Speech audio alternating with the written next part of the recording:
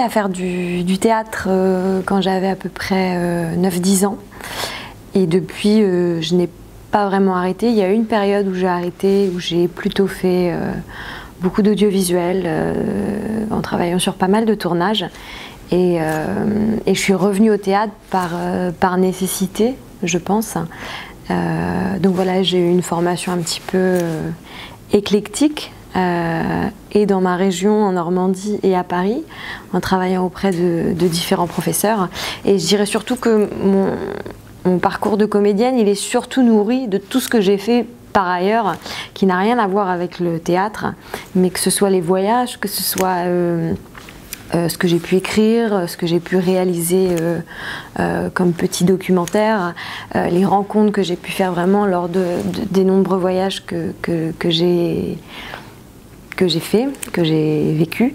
Voilà, c'est à partir de toute cette matière un petit peu que j'ai engrangé quelque chose et que j'en suis arrivée à d'abord écrire un petit livre qui s'appelait Nina, là notamment pour ce spectacle, et en l'adaptant, en le transformant aussi avec peut-être plus de maturité, avec peut-être plus avec nécessairement plus de nouvelles choses.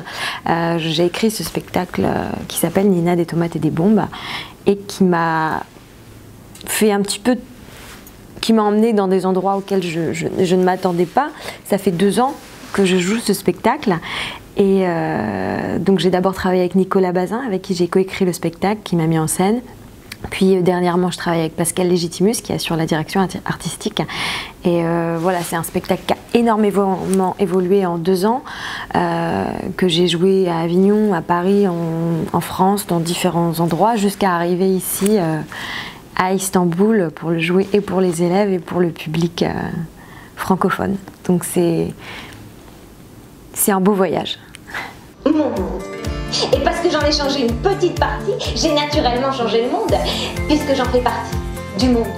Donc j'ai changé le monde, et j'ai pas fini de le faire, car là, à votre contact, je suis en train de changer, et vous faites de même. Donc là, concrètement, en fait, on est en train de changer le monde.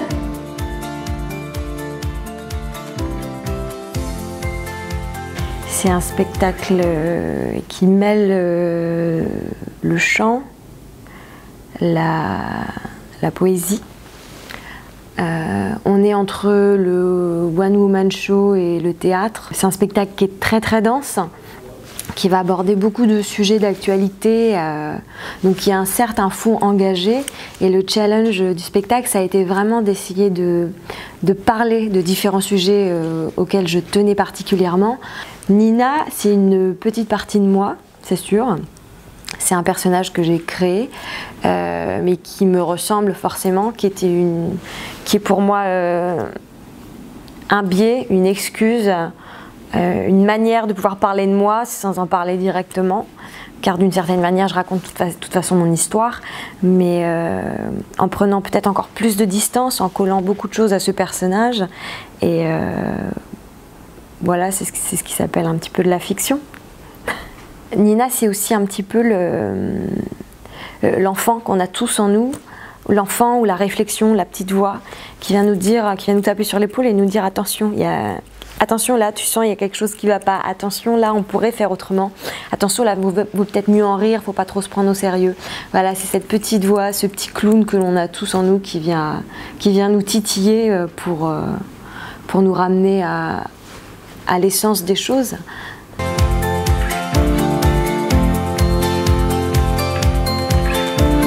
Surtout continuer à faire vivre ce spectacle, parce que même si ça fait 2 ans qu'il existe, c'est pas mal, mais c'est pas beaucoup. Et il faut continuer, il faut vraiment pas que je lâche parce que c'est très important. Enfin pour moi, c'est important de le faire perdurer, surtout avec cette nouvelle version que j'ai travaillée avec donc Pascal Légitimus. C'est vraiment important de faire vivre le spectacle, là, de l'emmener encore partout, le jouer au maximum. Et ben, mon projet, c'est aussi de lire davantage et de découvrir toujours plus d'auteurs, d'aller encore au cinéma, d'aller encore au théâtre, de me faire surprendre toujours. Et parce que j'ai vraiment ce sentiment, même si je ne suis pas encore très vieille, c'est que plus je vieillis, plus je découvre qu'il y a un paquet de choses que je ne sais pas et que j'ai tout à apprendre. Et c'est assez frustrant et en même temps formidable comme sentiment que je découvre de plus en plus. C'est vraiment de me dire, mince, il y a quand même un paquet de choses à découvrir encore, à comprendre, à assimiler. Et c'est un puits sans fond, mais c'est la richesse de notre monde, je pense. Conséquence, c'est en transe que je finis. Mais en France, j'ai la chance, les pharmacies me proposent de soigner mes maladies. Des pilules, des cachets, et même un psy.